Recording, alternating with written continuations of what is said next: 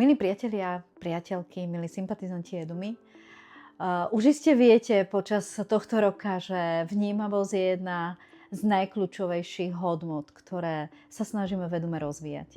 A zistili sme, že vnímavosť potrebujeme rozvíjať nielen na základných a stredných školách, ale potrebujeme už rozvíjať od malička. A keď som sa nad tým zamýšľala, že čo môžeme urobiť, aký nástroj vymyslieť, tak mi napadli príbehy sídliskové lavičky.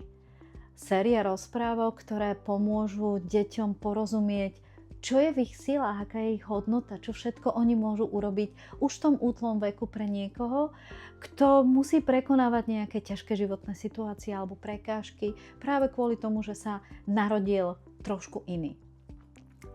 Príbehy sídliskovej lavičky ešte nie sú na svete, ale môžu byť. Práve vďaka vám. Pretože pred 8 rokmi som napísala prvú rozprávku o lavičke a jej čarovných schopnostiach a o Jurkovi s náhradnou nôžkou, ktorý si nájde kamarátku Silvinku s jej psíkom Benim.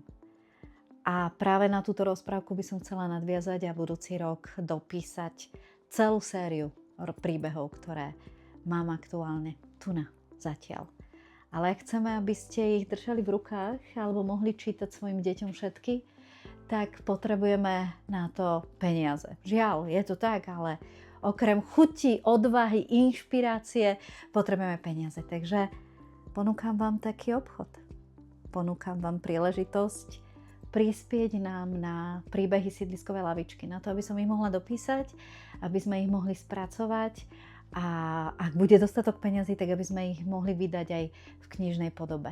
No a všetkým tým, ktorí nám prispejú akoukoľvek sumou a čiastkou, pošleme vianočný darček. Ten prvý príbeh, ktorý už som napísala, dostanete všetci do svojich e-mailov. A budem nadšená, ak túto rozprávku budete čítať spolu s deťmi, alebo im ju prečítate.